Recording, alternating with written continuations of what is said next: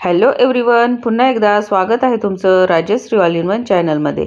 आज आपण आपल्या या रेसिपीमध्ये बनवणार आहोत खारे शेंगदाणे। कमी वेळामध्ये आणि कमी साहित्यामध्ये भट्टीसारखे अगदी खमंग आणि चटपटीत असे हे खारे शेंगदाणे कसे बनवायचे ते आज आपण आपल्या या रेसिपीमध्ये बघणार आहोत। चला तर मग रेसिपीला सुरुवात करूया। हे बघा, इथे मी 1 वाटी शेंगदाणे घेतले आहे। आपण जे रेग्युलर भाजी बनवण्यासाठी जे वापरतो तेच शेंगदाणे इथे मी वापरलेले आहे। सर्वात अगोदर एका भांड्यामध्ये आपण शेंगदाणे बुडेल इतपत पाणी गरम करण्यास ठेवूया आणि यामध्ये 1 वाटी शेंगदाण्यासाठी अर्धा चमचा आपण मीठ टाकून घेतलेले आहे। पाण्याला उकळी आल्यानंतर हे शेंगदाणे आपण यामध्ये ओतून घेऊया आणि बरोबर घड्याळाच्या काट्यावर म्हणजे 5 मिनिट आपल्याला हे या पाण्यामध्ये हे शेंगदाणे उकळवून घ्यायचे आहे। हाय फ्लेमवर आपण हे शेंगदाणे उकळवून घेणार आहोत।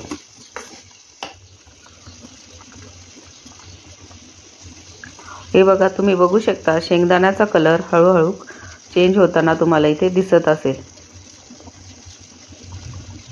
शेंगदाण्याचा सर्व कलर हा पाण्यामध्ये मिक्स झालेला आहे आणि व्हाईट कलरचे शेंगदाणे इथे तयार झालेले आहे। 5 मिनिटांनंतर या प्रकारे शेंगदाण्याचे टरफलही लूज होतात। इथे आता आपण गॅसची फ्लेम बंद करूया आणि हे शेंगदाणे गाळून घेऊया।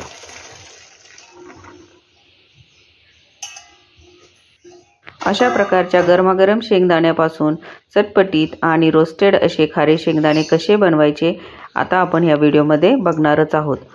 आता आपण हे गाळून घेतलेले शेंगदाणे एका सुती कपड्यावर पसरवून घेऊया। साधारणतः 5 मिनिट आपल्याला हे या कपड्यावर थोडेसे पाणी निथळेपर्यंत ठेवायचे आहे। यानंतर गरम कढईमध्ये मी थोडेसे मीठ ओतून घेतलेले आहे। हे मीठ या अगोदरही मी अशाच प्रकारे खारे शेंगदाणे बनवण्यासाठी वापरलेले होते, त्यामुळे या मिठाचा कलर थोडासा लालसर झालेला तुम्हाला इथे दिसत असेल। अशा प्रकारचे मीठ तुम्ही वारंवार हे वापरू शकता। यानंतर कढईवर झाकण ठेवून आपण हाय फ्लेमवर हे मीठ गरम करून घेऊया। 2 ते 3 मिनिट आपण हे गरम करून घेणार आहोत। इथे आपले हे मीठ छान असे गरम झालेले आहे, भट्टीसारखे टेम्परेचर त्याचे झालेले आहे आणि आपले शेंगदाण्याचे पाणीही थोडेसे सुकलेले आहे। 5 मिनिट आपण हे वाळवून घेणार आहोत। यापेक्षा जास्त आपल्याला हे शेंगदाणे वाळवायचे नाहीये। यानंतर आपल्याला गॅसची फ्लेम ही मीडियम ठेवायची आहे आणि मीडियम फ्लेमवरच आता आपल्याला हे शेंगदाणे या मिठामध्ये भाजून घ्यायचे आहे।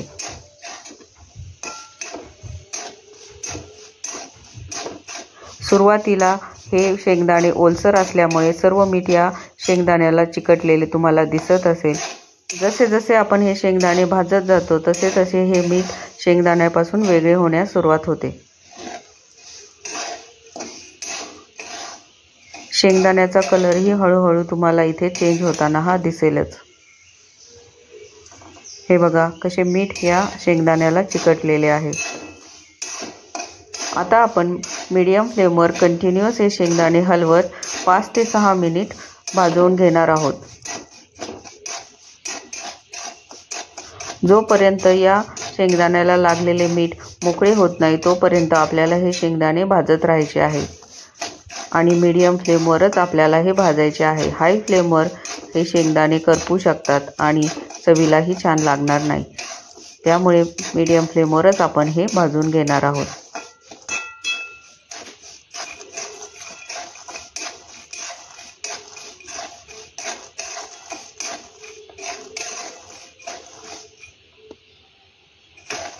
हे बघा, आपले हे शेंगदाणे छान असे इथे भाजलेले दिसत आहे आणि त्याला लागलेले मीठही मोकळे झालेले आहे।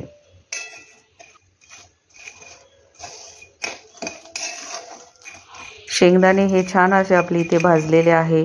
काही शेंगदाण्याची टरफलेही इथे निघण्यास सुरुवात झालेली आहे। हे बघा, इथे तुम्ही बघू शकता काही शेंगदाण्याची टरफलेही निघलेली आहे। याचाच अर्थ इथे आपले हे शेंगदाणे छान असे भाजले गेलेले आहे। हे बघा,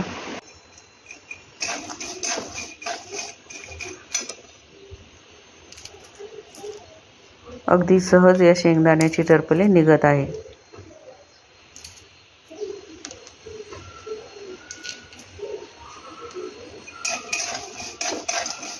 इथे आपले हे शेंगदाणे आता तयार झालेले आहे। आता आपण ते काढून घेऊया। या प्रकारच्या चाळणीने आपल्याला हे शेंगदाणे काढून घ्यायचे आहे। या आवाजावरूनच लक्षात येते की आपले हे शेंगदाणे छान असे रोस्ट झालेले आहे आणि त्याचा कलरही तुम्ही बघू शकता।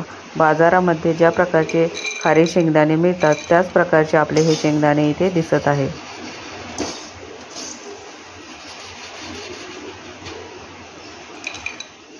अगदी 15 ते 20 मिनिटांमध्येच आपण हे खारे शेंगदाणे तयार करू शकतो। अशा प्रकारे कमी वेळेत घरच्या घरीच तुम्ही भट्टीसारखे गरमागरम आणि चटपटीत असे खारे शेंगदाणे तयार करू शकता।